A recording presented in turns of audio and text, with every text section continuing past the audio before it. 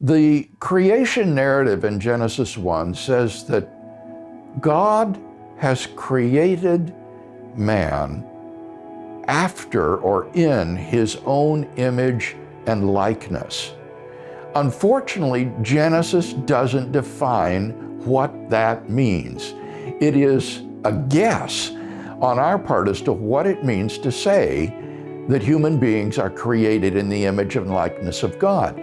But we can be certain that this doesn't mean a physical image and likeness, because for the author of Genesis 1, God is a transcendent being who in the beginning created the heavens and the earth, all physical reality, all matter and energy, space and time. So it can't be a physical image. In some way, it is a non-physical likeness to God. And Christian theologians have differed amongst themselves as to whether this is to be understood as some sort of an ontological similarity to God, or whether this means that man has been given a function or role on this planet to discharge. For example, being God's royal representatives on earth, or being given the mandate to steward and care for the earth.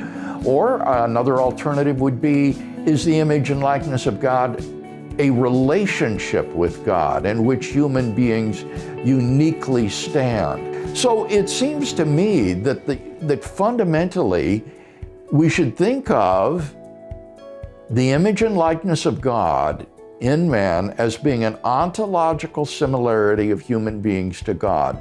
And wherein would that consist? It seems to me it's in personhood. We are, like God, persons. We have rationality, self-consciousness, a first-person perspective, intentionality, freedom of the will, and all of these things endow us with the capacity to be God's royal representative on earth and to be in relation to God. Now, obviously, these capacities are actualized over time. You won't find them actualized in an infant, but an infant has those capacities and is therefore a person. And people can lose these capacities through lapsing into a coma or a vegetative state or something, which he no longer has self-consciousness or freedom of the will. But nevertheless, that individual has these capacities inherent in the human soul.